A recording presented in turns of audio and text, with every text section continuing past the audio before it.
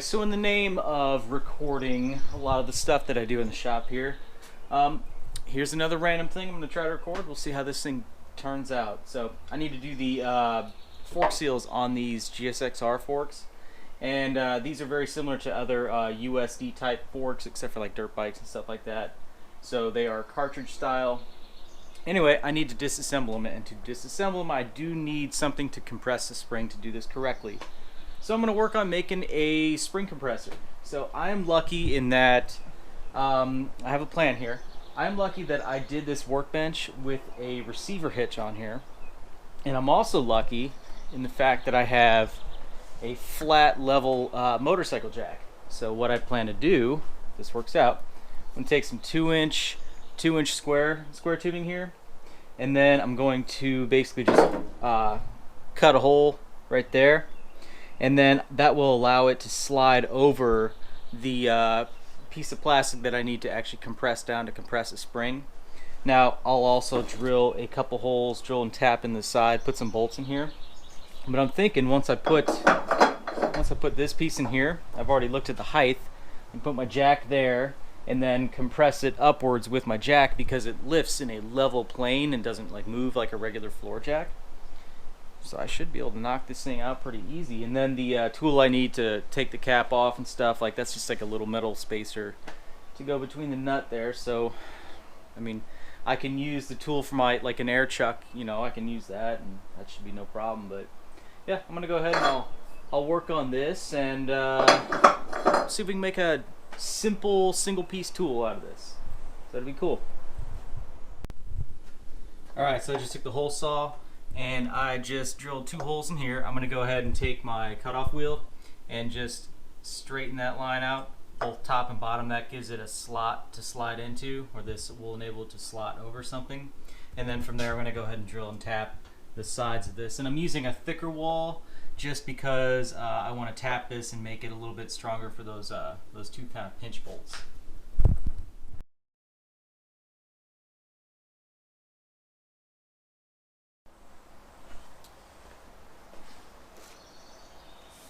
Alright, we're going to go ahead and disassemble this fork. So we got to start by backing out all the preload, and we've already marked on the fork where my settings were. Now these settings are all likely going to change with the bike it's going on, but regardless, write them down so you know how to set them left to right, keep them consistent. So what we're going to do, first we're going to go ahead and just kind of crack the cap loose here. We're going to do that. Socket. Just give it a little tap. Now these shouldn't be under much tension here.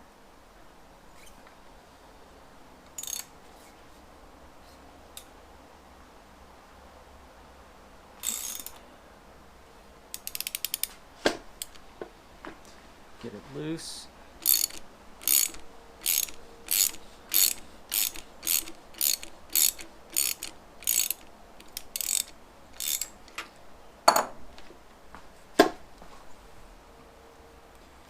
Go ahead and start undoing it by hand.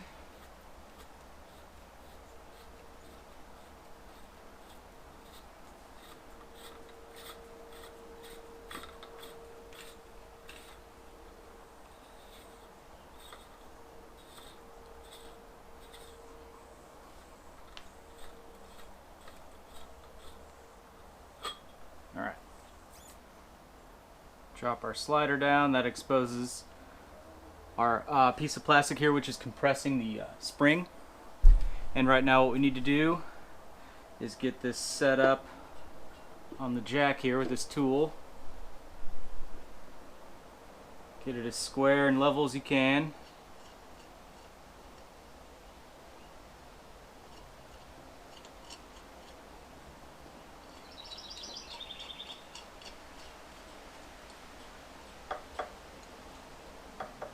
Alright.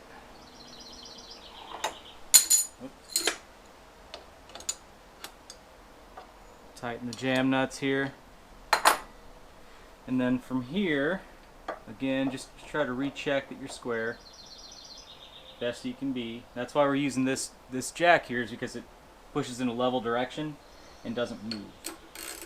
So we start going up. Press the spring.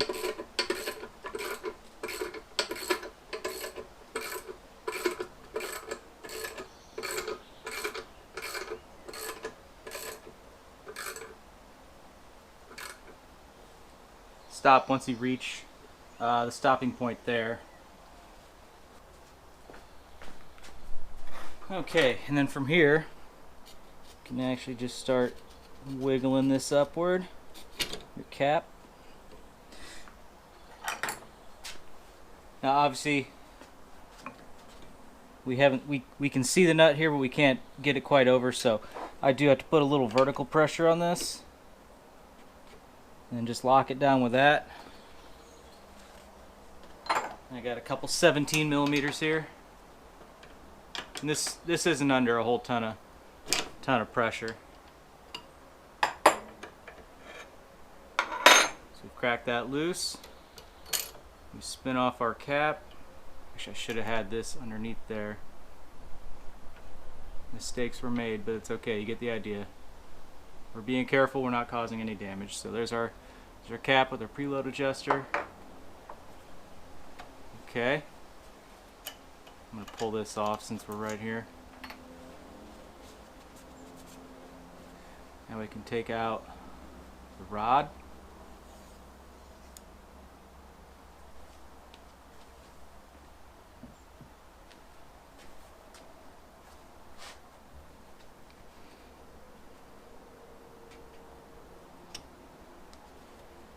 Alright.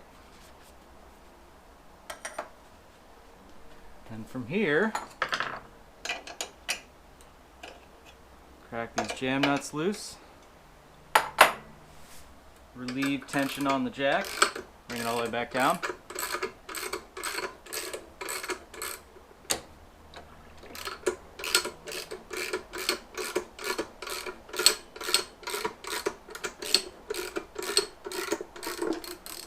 As far as we go. Back our screws out.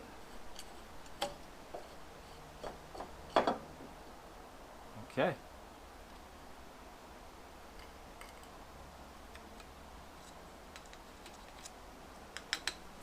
Reload spacer. Pull the spring out slow because it's got a bunch of oil that's typically on it. Now this one was the worst of the forks as far as leaking fluid, so there's obviously not a lot of fluid in here, if any. Alright. And now, push that out of the way. Actually take the whole slider off. Alright. Set that aside. Now we can go ahead and just pour out our oil here. Proceed to pull the actual fork seal and dust seal out. Clean everything up in solvent and replace, reassemble. Easy as that. Okay, and then while we have this up on the bench here, go ahead and pull the wiper off. Alright. Now this part, getting the seal out, it's generally not too hard, but you want to be extra careful here. You don't want to mar anything. Now there's a bushing with a coating on the inside of here. You do not want to touch that or damage it. You want to replace it if it is damaged, but for this instance we're not needing to. So we want to keep it in there and keep it in good shape. So first, get your seal retainer clip out. Gently work that out. Set it aside. Now, this is where I like to put a rag on the edge of the fork here.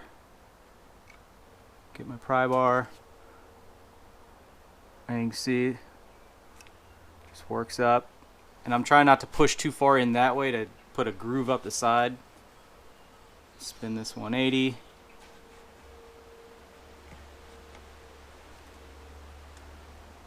There it is. Easy as that.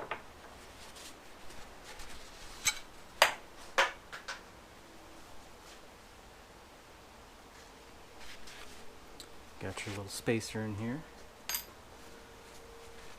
Yeah, do that.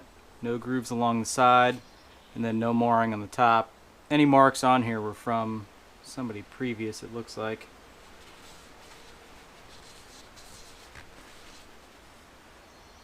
There you have it. Alright, while we're in here, go ahead and I'm going to use the solvent cleaner here, or solvent tank I should say. Flush this thing out, get any debris out, any old oil.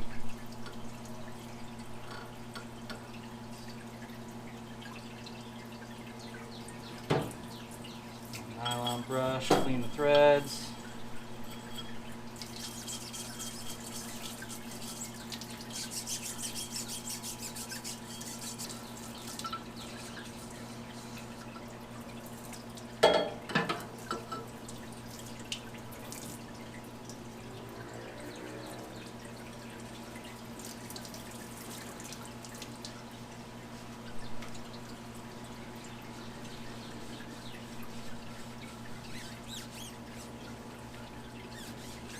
If it seems like I'm getting about half of this on the floor, you're right.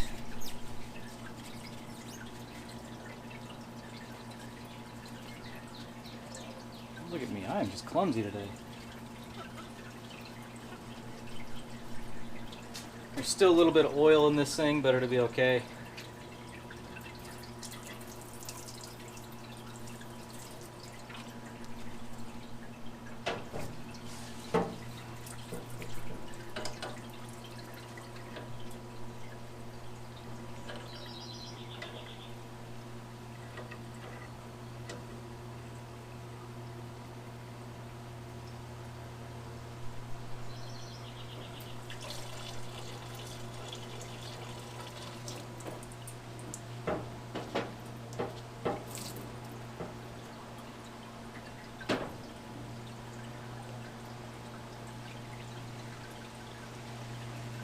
I'm actually cycling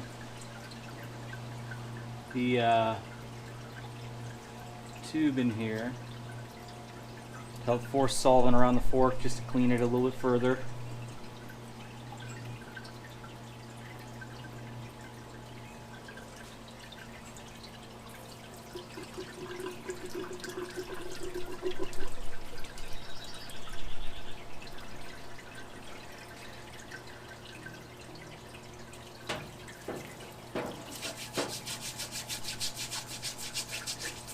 All the old grime off the lowers here, off the caliper mount.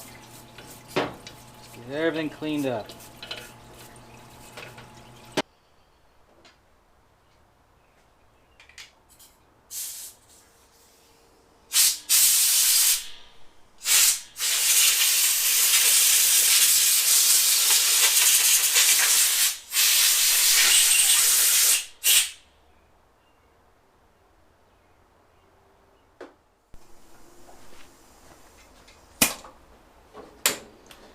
So for right here, I've just, I did it with this fork as well. I just left it angled down, so anything that was still in it, residual, either solvent or oil or both, whatever, would just continue to leak out in the time it's going to take me to go ahead and put the seals in and start to reassemble these things.